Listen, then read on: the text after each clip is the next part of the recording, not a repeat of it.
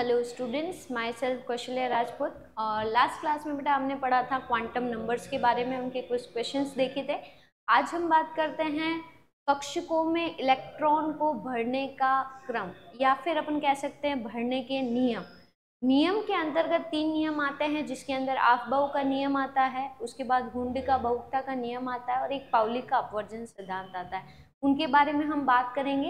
इन तीनों नियमों से हम निकालते हैं किसी भी तत्व का इलेक्ट्रॉनिक विन्यास, और इस क्लास में हम देखेंगे कि इलेक्ट्रॉनिक विन्यास को किस किस तरीके से क्वेश्चंस पूछे जा सकते हैं, कौन कौन से टाइप्स हैं और किस तरह आप किसी भी तत्व का इलेक्ट्रॉनिक विन्यास को निकाल सकते हो, उसके बारे में हम डिटेल से स्टडी करेंगे। तो आज हमारा टॉपिक है कक्षकों को भरने का नियम। बहुत ही इंपॉर्टेंट क्लास है। केमिस्ट्री के किसी भी चैप्टर के अंदर इलेक्ट्रॉनिक विन्यास का टॉपिक का आना एक कॉमन बात है, इस वजह से आपको ध्यान रखना है, आपको इस टॉपिक को बहुत अच्छे से पढ़ना है। ठीक है, चलिए स्टार्ट करते हैं। सबसे पहले अपन बात करते हैं, टॉपिक हमारा है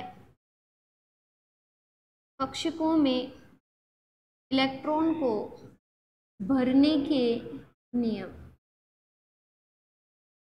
कक्षकों में इलेक्ट्रॉन को भरने के नियम। नियमों के अंतर्गत टोटल 3 नियम आते हैं, जिसमें सबसे पहला नियम है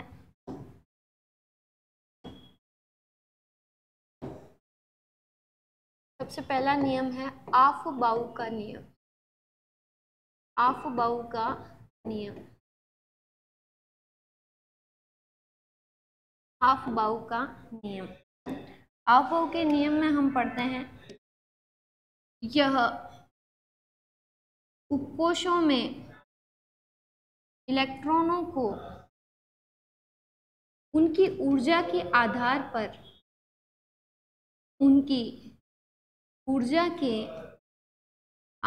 पर भरने का क्रम देता है।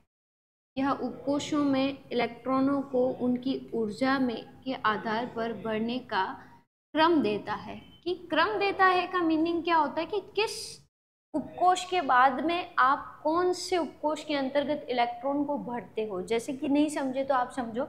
आपको मैंने बताया कि परमाणु की संरचना कुछ इस टाइप से होती है और इसके अंदर ऑर्बिटल्स होते हैं। जैसे फर्स्ट ऑर्बिट में 1s होता है, सेकंड में 2s होता है, 2p होता है, थर्ड में 3s, 3p, 3d होता है, फोर्थ में 4s, 4p, 4d, 4f, इस टाइप से उपकोश या ऑर्बिटल्स होते हैं। अब किसके बाद मुझे इलेक्ट्रॉन को किस में भरना है, ये अपन किसके आधार पर डिसाइड करते हैं, उनकी ऊर्जा के आधार पर डिसाइड करते हैं। हालांकि नॉर्मल वे में क्या होता है कि जैसे जैसे कक्षाएं बढ़ती हैं या कक्षाओं का मान बढ़ता है, जैसे पहली कक्षा की ऊर्जा है उससे दूसरी कक्षा की ऊर्जा ज़्यादा होगी, तो जैसे जैसे कक्षाओं में ऊर्जा का मान बढ़ता है वैसे वैसे उनकी ऊर्जा भी बढ़ती है या उपकोशों की ऊर्जा बढ़ती है। जैसे कि 1s से ज़्यादा ऊर्जा किसकी होगी, 2s की, 2s से ज़्यादा किसकी होगी, 3s की, 3s से ज़्यादा किसकी होगी, 4s की। ये नॉर्मल बात है, लेकिन कहीं कहीं पे एग्जेप्शन आते हैं। एग्जेप्शन का मीनिंग ये हुआ जैसे कि 3D की जो ऊर्जा होती है वो 4s उपकोश से क्या होती है, ज़्यादा होती है, ये देखा गया। लेकिन नॉर्मली अगर आप डायग्रामेटिकली करोगे तो आप क्या लिखोगे, 3D से ज़्यादा ऊर्जा किसकी होती है, 4s की, लेकिन ऐसा नहीं है। इस वजह से क्या हुआ, ऑफ-बाउ के नियम की जरूरत पड़ी और ऑफ-बाउ ने नियम दिया कि किस आधार पर, ऊर्जा के आधार पर आप इलेक्ट्रॉन को ऑर्बिटल्स के अंदर क्या कर सकते हो, फिल कर सकते हो। ठीक है, इसके बारे में हम बात करेंगे।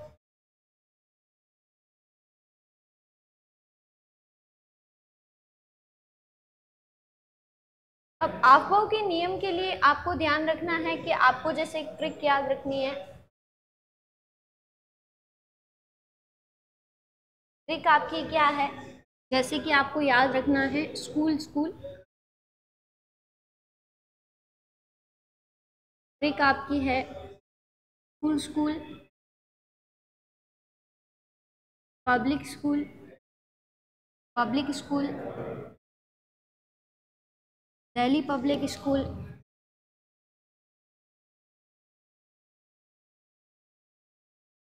दिल्ली पब्लिक स्कूल,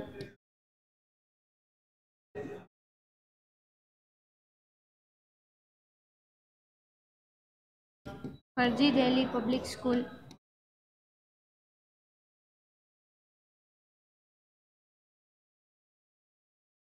फर्जी दिल्ली पब्लिक स्कूल। आपको इस ट्रिक को ध्यान में रखना है और इस ट्रिक के आधार पर आप आराम से इजी वे में बिना गलती किए आप अबव का प्रिंसिपल लिख सकते हो, जिसमें आपको उनका क्या लेना है, इस ट्रिक का फर्स्ट लेटर लेना है और इस ट्रिक का जो फर्स्ट लेटर होता है वो ऑर्बिटल्स को बताता है, अर्थात उपकोशों को बताता है कि किसके बाद आपको इलेक्ट्रॉन किसके अंदर फिल करना है। ठीक है, ट्रिक लिखने के बाद आपका काम क्या होगा, आपको इस ट्रिक के फर्स्ट लेटर को लिखना है। ठीक है, फर्स्ट लेटर अगर आप लिखेंगे तो ये हो गया school, school, public school, public school, Delhi public school, Delhi public school, फर्जी दिल्ली पब्लिक स्कूल, फर्जी दिल्ली पब्लिक स्कूल। आपने जब फर्स्ट लेटर लिख लिया, अब आपको इसकी नंबरिंग करनी है। नंबरिंग आपको जैसे करनी है 1 2 3 और 4, और इस आधार पर आपको आगे चलना है। जैसे कि इस 1 को 1 नंबर मिला है तो इस S को नंबर 2 मिलेगा, अगले S को 3 मिलेगा, अगले S को 4, 5, 6, देन 7, देन 8। सेम एज आप जैसे कि उसको S को ये मिला, अब P को 2 नंबर मिला है तो नेक्स्ट को 3, नेक्स्ट को 4, then 5, then 6, then 7। Same as आपको D को नंबरिंग करना है, 3D है तो अगला 4D होगा, नेक्स्ट 5D होगा, नेक्स्ट 6D होगा। और F के लिए जैसे इसको F को 4F मिला है तो नेक्स्ट F को क्या मिलेगा, 5F। नंबर्स देने के बाद में आपको क्या करना है, इसी लाइन को एज इट इज आपको यहाँ पे कॉपी करना है। जैसे सबसे पहले 1S हो गया, फिर 2S हो गया, फिर 2P है। देखो 1S के बाद 2S, 2S के बाद अपन इधर आएंगे 2P, 2P के बाद 3S, 3S के बाद 3P, फिर 4S, 4S के बाद 3D, 3D के बाद 4P, 5S, 4D, 4D, 5P, 6S, 4F, 5D, 6P, 7S, 5F, 6D, 7P, then 8S। ये जो आपकी लाइन है, इस लाइन को आप कहते हो order based upon the energy of orbitals. ठीक है, तो इस क्रम, ये आपका क्रम है और इसी आधार पर आपको क्या करना है, इलेक्ट्रॉन्स को फिल करना है। सबसे पहले आप इलेक्ट्रॉन भरोगे कौन से सबशेल में, सबसे पहले आप इलेक्ट्रॉन भरोगे 1S में, फिर देन 2S में, फिर आप भरोगे 2P में, 2P के बाद आप 3S में, 3S के बाद 3P में, देन 3P के बाद 3D नहीं आएगा, बीच में 4S आएगा, 4S के बाद 3D, then 4P, then 5S, then 4D, then 5P, then 6N and further on. आपको क्या करना है, इनके अंदर इलेक्ट्रॉन्स को फिलअप करना है। ये आपका ऑर्डर है और ये आपका प्रिंसिपल कहलाता है, अबव का प्रिंसिपल। आप अगर आप इस ट्रिक को याद करते हो तो इस ट्रिक से आप इजीली अबव के प्रिंसिपल को लिख सकते हो। तो अबव के प्रिंसिपल के अकॉर्डिंग हमने सीखा कि ये इलेक्ट्रॉन को किसके बाद मुझे इलेक्ट्रॉन किस में फिल करना है, इसका ऑर्डर देता है। नेक्स्ट आपका रूल है, वो है पाउली का अपवर्जन का सिद्धांत। और इस साल जेड के अंदर यहीं से क्वेश्चन पूछा गया था, पाउली के अपवर्जन के सिद्धांत से। पाउली का अपवर्जन का सिद्धांत, पाउली का अपवर्जन का सिद्धांत क्या बोलता है, देखो इसने 2 नियम दिए। पहला नियम था प्रत्येक कक्षक में 2 इलेक्ट्रॉन भरे जा सकते हैं, परंतु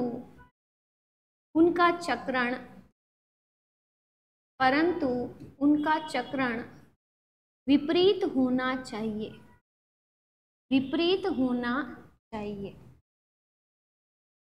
प्रत्येक कक्षक में या एक कक्षक में आप अधिकतम कितने इलेक्ट्रॉन भर सकते हो, 2 इलेक्ट्रॉन भर सकते हो, परंतु उनका चक्रण विपरीत होना चाहिए। चक्रण हम पढ़ चुके हैं चक्रण क्वांटम संख्या के अंतर्गत कि आपके इलेक्ट्रॉन का चक्रण 2 रूपों में होता है, एक इलेक्ट्रॉन सीधा और दूसरा उल्टा। और सीधे के लिए आपने प्लस हाफ लिखा था, उल्टे के लिए आपने -½ लिखा था, ये चीज हमने पढ़ी हुई है। ठीक है, तो प्रत्येक कक्षक में इलेक्ट्रॉन 2 इलेक्ट्रॉन भरे जा सकते हैं, परंतु चक्रण विपरीत होना चाहिए। जैसे मान लीजिए मैंने यहाँ से 2p उठाया, हम पहले क्वांटम में पढ़ चुके हैं, जैसे 2p के अंदर 3 कक्षक होते हैं। इस बॉक्स को आप क्या कहते हो बेटा? कक्षक कहते हो। और इस पूरे 2p को आप क्या कहते हो? उपकोष कहते हो, है ना। तो इस कमरे को हम कक्षक कहते हैं। एक कमरे में आप अधिकतम कितने इलेक्ट्रॉन भर सकते हो? 2, परंतु उनका चक्रण क्या होना चाहिए? विपरीत। माने एक इलेक्ट्रॉन सीधा भरा जाएगा, एक इलेक्ट्रॉन उल्टा भरा जाएगा। ध्यान रखना, आप दोनों ही इलेक्ट्रॉन को ऐसे नहीं भर सकते, दोनों ही इलेक्ट्रॉन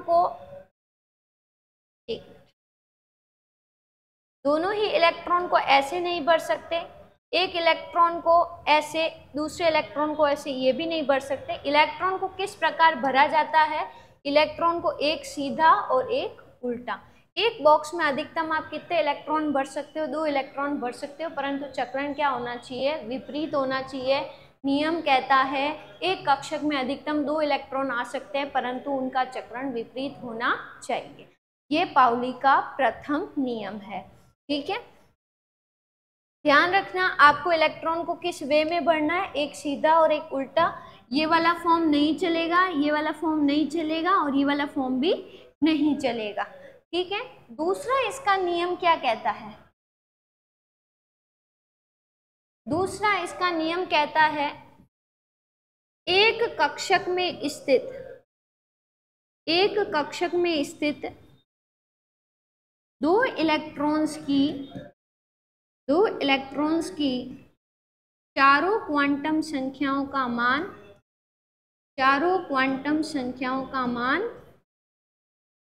समान नहीं हो सकता। मान समान नहीं हो सकता है।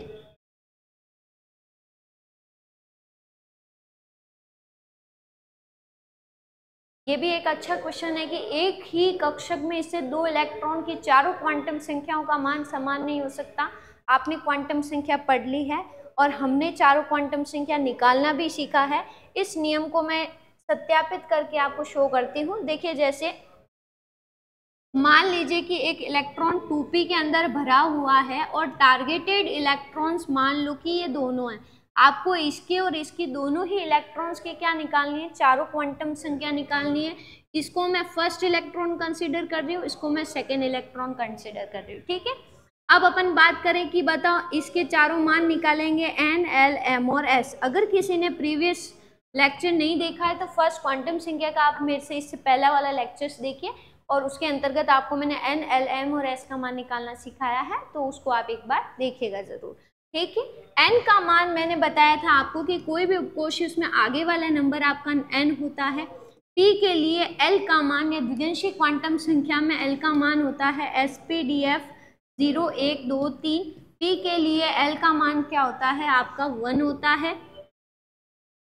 ठीक है, m का मान कि इलेक्ट्रॉन किस में है? तो इलेक्ट्रॉन आपका देखो, बीच वाले को अपन 0 रखते हैं, इधर -1 है और इधर प्लस का 1 है। तो टारगेटेड इलेक्ट्रॉन मेरा जो ये, जैसे मान लो कि मैं फर्स्ट के लिए निकाल रही हूँ, तो टारगेटेड इलेक्ट्रॉन मेरा किसके अंदर है? -1 में है, तो m का मान -1 हो गया।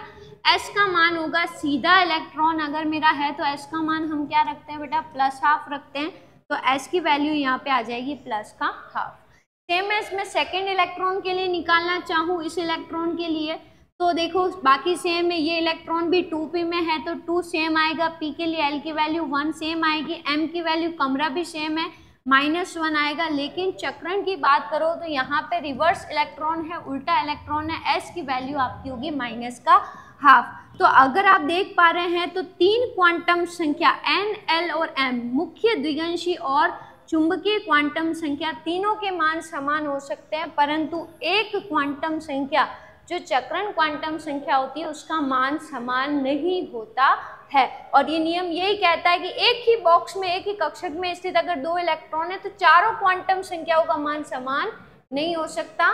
चक्रण क्वांटम संख्या का मान हमेशा डिफरेंट होता है या अलग होता है, तो इस बात का आप खास ख्याल रखना।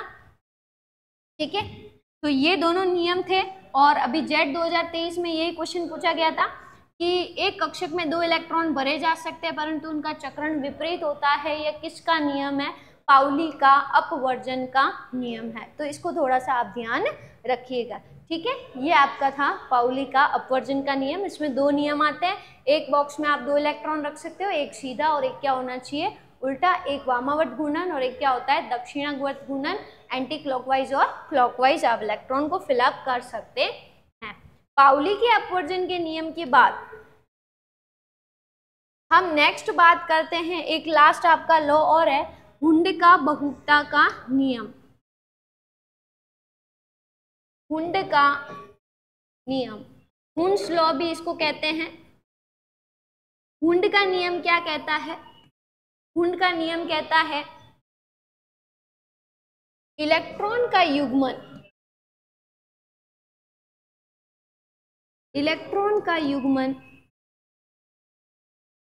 तब तक संभव नहीं है, तब तक संभव नहीं है जब तक प्रत्येक कक्षक में, जब तक प्रत्येक कक्षक में एक एक इलेक्ट्रॉन नहीं आ जाता। Pairing of electron cannot be done if pairing of electron cannot be done if either each orbital get one electron in each, ठीक है। इलेक्ट्रॉन का युग्मन तब तक संभव नहीं है जब तक प्रत्येक कक्षक में एक एक इलेक्ट्रॉन नहीं आता। ये किसके लिए है? ये है पी, डी और एफ ऑर्बिटल, पी उपकोश, डी उपकोश और एफ उपकोश के लिए, क्योंकि एस के अंदर तो कमरा या कक्षक एक ही होता है, ठीक है। तो एस के अंदर कभी भी आप इलेक्ट्रॉन फिल करोगे तो आपको ध्यान रखना है, जैसे मुझे 2 इलेक्ट्रॉन फिल करने तो एक सीधा भरोगे और एक क्या भरोगे? उल्टा। लेकिन जब आप पी के अंदर जाते हो तो पी के अंदर नंबर ऑफ ऑर्बिटल्स या कक्षक कितने होते हैं? 3। अब यहाँ पे आपको इलेक्ट्रॉन्स को जैसे 2 भरा तो ऐसे नहीं भर सकते हो आप। आपको कैसे फिल करना है उसको? आपको पहले एक एक इलेक्ट्रॉन हर बॉक्स में भरना है, 1 2 3, 4th इलेक्ट्रॉन आपको रिवर्स इस तरीके से भरना है। तो अब जब आप 4th इलेक्ट्रॉन भरे तब आपके क्या बना? एक जोड़ा बना। तो युग्मन अर्थात जोड़ा तब तक नहीं बन सकता जब तक हर एक कक्षक में एक एक इलेक्ट्रॉन नहीं आ जाता है, ठीक है। जैसे कि आप डी के अंदर और देखिए, डी के अंदर बात करते हैं, जैसे कि 5 कक्षक होते हैं तो आप इलेक्ट्रॉन्स भरेंगे 1 2 3 4 5, फिर छठा आएगा इधर 6 7 8 9 10। उसी टाइप से एफ के अंदर आप इलेक्ट्रॉन कैसे फिल करेंगे? इसमें 7 होते हैं तो आप भरेंगे 1 2 3 4 5 6 7 8 9 10 11 12 13 और 14। तो आपको पहले सिंगल इलेक्ट्रॉन्स को फिल करना है इन ईच ऑर्बिटल, देन आपको उसकी डबलिंग करना है या फिर आप उसको कह सकते हो कि उसका आपको युग्मन करना है, ठीक है। तो आपका ये ध्यान रखना। इससे एक चीज और निकलती है कि जैसे एच में अधिकतम कितने इलेक्ट्रॉन आ सकते हैं? 2, पी में अधिकतम इलेक्ट्रॉन 6, डी में अधिकतम इलेक्ट्रॉन्स आ सकते हैं 10 और एफ में अधिकतम इलेक्ट्रॉन्स आ सकते हैं 14, ठीक है। तो ये आपका क्या हो जाएगा? हुंड का नियम हो जाएगा। तो ये आपके बेटा 3 नियम थे जिससे आप क्या करते हो? किसी भी इलेक्ट्रॉन्स को भरते हो। अब जैसे इसके अपन थोड़े से क्वेश्चंस कर लेते हैं, ठीक है। मान लीजिए कि आपको निकालना है सोडियम का इलेक्ट्रॉनिक विन्यास। पहला मैं आपको इलेक्ट्रॉनिक विन्यास का फर्स्ट टाइप बता रही हूँ। फर्स्ट टाइप आपकी है लॉन्ग फॉर्म। क्या है? Long form. Long form of electronic configuration, long form of electronic configuration, long form of electronic configuration. जैसे कि मान लीजिए कि हमको हाइड्रोजन का निकालना है, लिथियम का निकालना है, सोडियम का निकालना है, पोटेशियम का निकालना है, कैल्शियम का निकालना है, इनके अपन को इलेक्ट्रॉनिक विन्यास निकालना है, ठीक है। तो सबसे पहले आपको क्या आना चाहिए? अबाव का प्रिंसिपल। अबव के प्रिंसिपल को आपको लिखना पड़ेगा, ठीक है। जैसे मैं थोड़ा बहुत लिख लेती हूँ, 1s के बाद 2s, then 2p, then 3s, then 3p, then 4s, then 3d, then 4p। इस टाइप से आपको उसको भरना था, ठीक है। यहाँ तक वैसे इनसे हो जाएगा। तो देखिए, सबसे पहले आपको इस लॉन्ग फॉर्म के लिए पता होना चाहिए उनका एटॉमिक नंबर या परमाणु संख्या। हाइड्रोजन की 1 होती है, लिथियम की 3 होती है, सोडियम की 11 होती है, पोटेशियम की 19 होती है, कैल्शियम की 20 होती है। अब मुझे ये इलेक्ट्रॉन्स भरने हैं।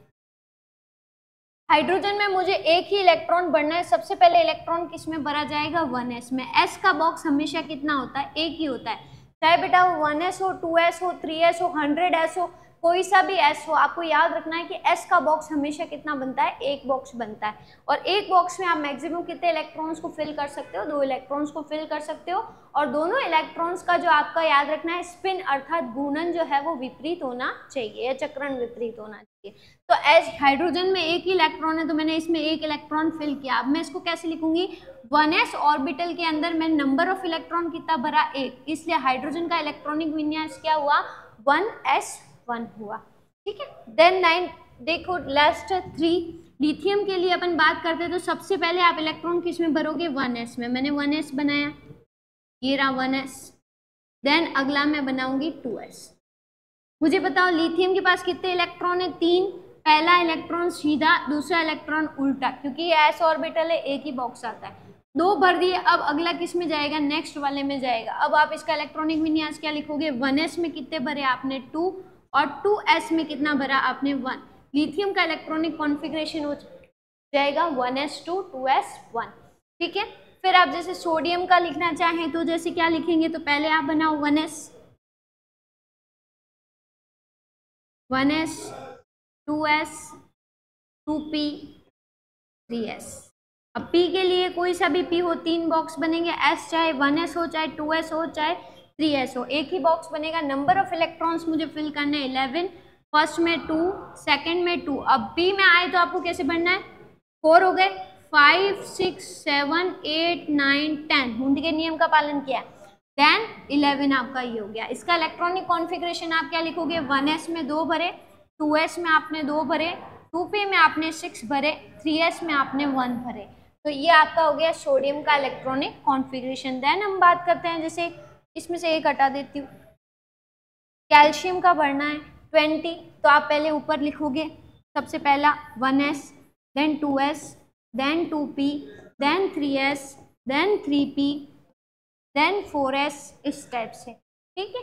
तो हम लिखते हैं 1s 2s फिर 2p फिर 3s फिर 3p then 4s। Number of electrons कितने, 20 इलेक्ट्रॉन्स फिल करने हैं, 1 2 3 4, p ब्लॉक के देन 5 6 7 8 9 10, ऐसे 11 12, p है 13 14 15 16 17 18 19 और ये हो गया 20, ठीक है। तो आपका कैल्शियम का इलेक्ट्रॉनिक कॉन्फ़िगरेशन क्या हो गया, कैल्शियम का इलेक्ट्रॉनिक कॉन्फ़िगरेशन हुआ 1s में 2, 2s में 2, 2p में 6, 3s में 2, 3p में 6, 4s में 2 इलेक्ट्रॉन फिल किए।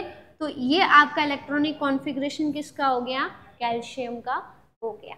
ये आपकी थी long form of electronic configuration, ठीक है। टाइप था फर्स्ट। अब नॉर्मली सिंपल सी बात है कि ये आपको इतना इजी वे में तो जेट में देंगे नहीं, तो आपको थोड़ा सा इसको क्या करना पड़ेगा और मॉडिफाई करना पड़ेगा। हम इसमें आप पढ़ेंगे अब इलेक्ट्रॉन्स का टाइप 2, आप हेडिंग डालेंगे टाइप 2। टाइप 2 आपका है outer most electronic configuration, outer most electronic configuration, इसको हिंदी में कहते हैं बाह्यतम इलेक्ट्रॉनिक विन्यास, बाह्यतम इलेक्ट्रॉनिक विन्यास। इसमें क्या होता है, इसमें होता है कि आपको एक लॉन्ग फॉर्म पूरी ना देकर आपको दिया जाता है लास्ट वाले ऑर्बिटल्स का इलेक्ट्रॉनिक विन्यास, और आपको पूछा जाता है कि वह किस तत्व का इलेक्ट्रॉनिक विन्यास है। देखिए क्वेश्चन आपके जेट में आया हुआ है, हालांकि वो क्वेश्चन डिलीट हो गया था, रीजन था कि जो ऑप्शन दिए गए थे उसमें से उसका आंसर नहीं था, ठीक है। तो क्वेश्चन आपका जेट के अंतर्गत ये आया था, एक तत्व जिसका बाह्यतम इलेक्ट्रॉनिक विन्यास 3D10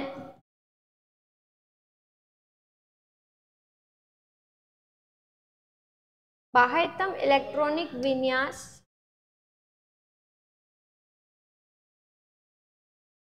3p6 4s2 है, तो वह कौन सा तत्व है? तो वह कौन सा तत्व है? Option A helium, beryllium, sodium, calcium. अब इस टाइप से जब आपके क्वेश्चन आते हैं तो आपको ध्यान रखना है कि आपको एटॉमिक नंबर पता होना चाहिए, ठीक है। अगर आपको एटॉमिक नंबर पता है किसी भी एलिमेंट का तो इस टाइप के क्वेश्चंस आप कर सकते हो, ठीक है। इस टाइप के क्वेश्चंस को अटेंड कैसे किया जाता है, आपको जो है लास्ट वाला इलेक्ट्रॉनिक कॉन्फ़िगरेशन लिखना है 3p6 4s2, और इसको लिखने के बाद इससे पहले वाले जितने भी आपके ऑर्बिटल्स फिल हो चुके हैं उनको बारे में आपको लिखना है। अब कि पहले वाले क्यों लिखे जाए, ये जो इलेक्ट्रॉनिक विन्यास है ये आपका लास्ट वाला है। मुझे आप ये बताइए, जैसे आपको मैं कह रही हूँ कि आप अभी 12th क्लास में स्टडी कर रहे हैं, तो क्या आप 12th क्लास में डायरेक्ट पहुँच गए? क्या आपने सबसे पहले फर्स्ट पढ़ा होगा, सेकंड पढ़ा होगा, देन थर्ड पढ़ा होगा, फोर्थ, फिफ्थ, सिक्स, ऐसे करके आप कौन सी क्लास में पहुँचे हैं? 12th क्लास में पहुँचे।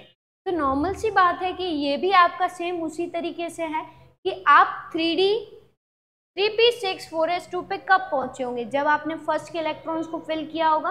तो फर्स्ट आपने क्या होगा, आपने 1s भरा होगा, 1s में 2 इलेक्ट्रॉन आते हैं, फिर 2s भरा होगा उसमें भी 2 आते हैं, फिर 2p भरा होगा उसमें भी 6 आते हैं, फिर आपने 3s भरा होगा उसमें 2 आता है, देन आपका क्या आता है 3p6, देन आपका आता है 4s2।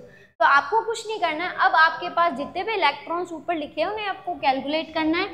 2 + 2 + 6 + 2 + 6 + 2 कैलकुलेट करें, ये हो गया 10 और ये हो गया 10। आपके टोटल नंबर ऑफ इलेक्ट्रॉन्स कितने आए? 20। अब आपको ये पता होना चाहिए कि 20 किस तत्व का परमाणु क्रमांक है। तो 20 आपका किसका है? कैल्शियम का परमाणु क्रमांक है, तो ये आपका आंसर क्या हो जाएगा? कैल्शियम हो जाएगा। तो ये आपका था इलेक्ट्रॉनिक विन्यास का type 2 of electronic configuration, outer most electronic configuration हमने पढ़ा। नेक्स्ट क्लास में हम इसके और इलेक्ट्रॉनिक विन्यास की बात करेंगे और कौन से टाइप्स पूछे जाते हैं उनके बारे में हम स्टडी करेंगे।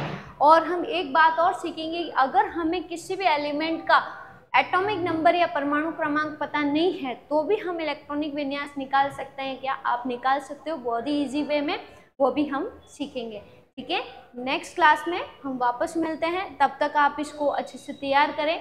और यदि कोई student MPSC Maharana Pratap agro classes के बैच में ज्वाइन करना चाहता है तो ऑनलाइन ऐप के अंदर अवेलेबल है। App Maharana Pratap agro classes के नाम से प्ले स्टोर के अंदर मिल जाएगा, आप उसे डाउनलोड कर सकते हैं और उसके अंदर आपको जो भी कोर्सेज परचेज करना है तो आप उसको परचेज कर सकते हैं और अपनी स्टडी को कंटिन्यू और बहुत ही बेहतर बना सकते हैं, ठीक है। Thank you for the class.